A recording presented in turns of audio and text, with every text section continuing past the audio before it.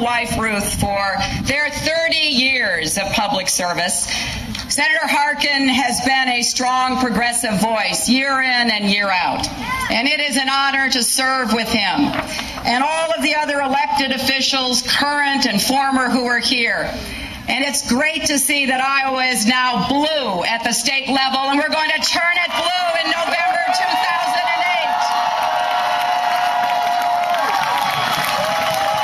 Are you ready for change? Are you ready for quality, affordable health care for every single American? Are you ready for schools that work for our children and our teachers? Are you ready for a president who believes in science and will support stem cell research? Are you ready for a vice president who respects the Constitution of the United States of America? Are you ready to end the war in Iraq and bring our troops home as quickly and responsibly as possible? Well, if you're ready for change, I'm ready to lead, and this country is desperate for leadership. We cannot continue on the path that George Bush has taken us. We can look around the world and see the damage that has been done. You cannot be a leader if no one follows. And right now, our values, our interests are being shoved aside, not only by our enemies who have been emboldened, but by our friends and allies who no longer think we know how to lead. We have to reassert American leadership in the world, and that does start with bringing our troops out of Iraq. And it also continues with recognizing that our young men and women in uniform have done what they were asked to do. They have gotten rid of Saddam Hussein. They have given the Iraqis free and fair elections. They have given the Iraqi government the chance to have a future. They deserve to come home because there is no military solution.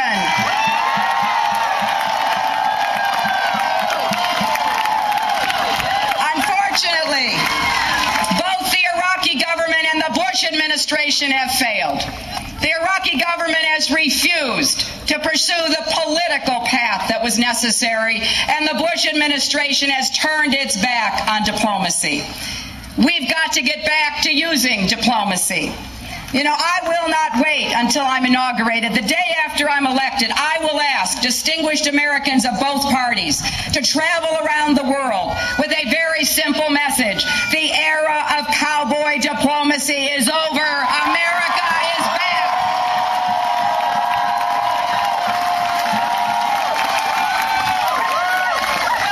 And here at home, we have to rebuild the middle class. It is out of where most of us came or most of us arrived. And right now, too many Americans feel invisible, don't they? Yeah. You know, if you don't have health care and you're working as hard as you can, you feel invisible. If you're a hard-working single mom and you don't have child care, you feel invisible. If you're a small business owner, you can't figure out how to pay the rising energy costs, you feel invisible too. But I never thought I would see the day when the young soldiers who serve us with such honor, who are wounded in Iraq or Afghanistan, came home only to be warehoused in decrepit facilities, told to wait in line, take a number, denied the health care and the compensation they deserve to have.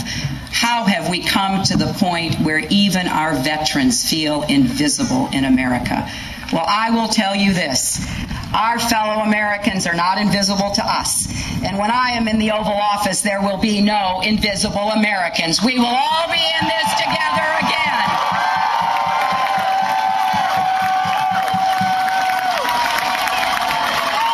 And we've got to get back to being good stewards of the economy. You know, just a few years ago, we had a balanced budget and a surplus. We saw the creation of 22 million new jobs and more people lifted out of poverty than at any time in our history. Why, even Alan Greenspan, a self-professed Republican, gives my husband credit for doing such a good job on the economy.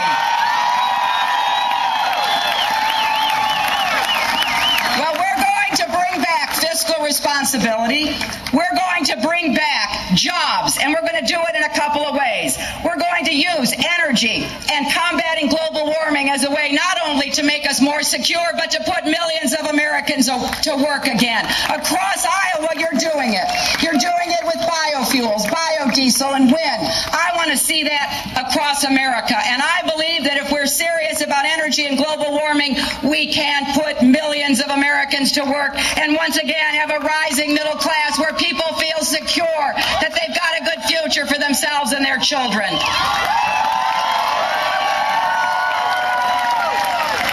But we will never have a strong economy or a moral society until we have quality, affordable health care for every American. And there are three things we've got to do.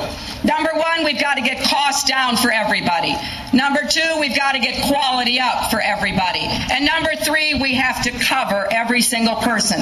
Tomorrow here in Iowa, I will be talking about the third part of my three-part plan, about how we will cover, how we will make sure everybody has insurance, how everybody will have access to prevention. It is not just a moral imperative, it is also an economic necessity. And I know how hard it is. I've been up against these people. I understand that the special interests don't want change. They're willing to just keep driving us further and further into the ditch with more uninsured and higher costs. Well, I'll tell you, we're going to take them on this time, and when I'm president, we're going to get it done. We're going to have universal health care.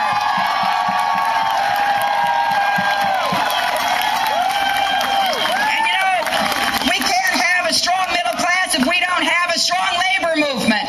We need people to be able to organize and bargain collectively. We need trade agreements that are smart with strong labor and environmental standards. And we need an education system that starts with universal pre-kindergarten, goes to the absolute end of education, wherever that might be for a person. And in the middle, we're going to change No Child Left Behind.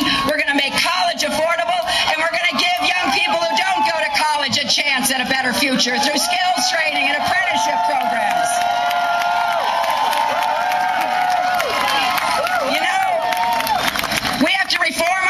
To make all this happen, don't we? And in order to do that, we've got to get rid of the no-bid contracts, quit outsourcing our government, all these private contractors who are unaccountable, and we have to have more transparency. And I've got this old-fashioned idea.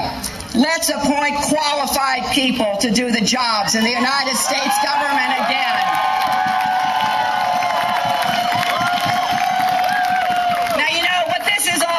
For me is what kind of future our children will have. I've been a child advocate for longer than I care to tell you, 35 years. My first job out of law school was working for the Children's Defense Fund. And you know, I appreciate how much Tom Harkin has done, because my first assignment was going door to door in communities trying to figure out why there were more kids registered in the census than there were enrolled in school. And I knocked on doors, and I went into little apartments, and I talked with people, and I found children in wheelchairs, and I found blind children and deaf children. They weren't in school. And we were able, thanks to leadership of people like Senator Harkin, to change that. So for me, running for president is a continuation of what my whole life has meant. As an activist, working for change in Arkansas, working to get the Children's Health Insurance Program and so much else during the White House years and now in the Senate. Because ultimately it really matters whether every single one of our children have a chance to live up to his or her God-given potential. I do not want to be part of the first generation of Americans to leave our country worse off than when we found it. That would be a total breach of faith with everything America means to me and to you. So we can do this. Now, it's not easy. I understand that. I'm excited about being the first woman president, but I know that there are some who say we can't do that. Well,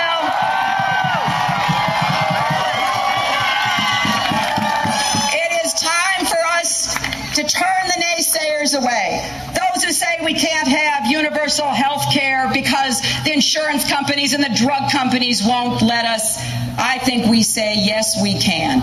For those who say that we cannot both protect our liberty and honor our Constitution, I think we say yes, we can. And for those who say we can't have a new energy future or combat global warming without wrecking our economy, I think we say yes, we can. And to those who say we can't have a woman president, we're not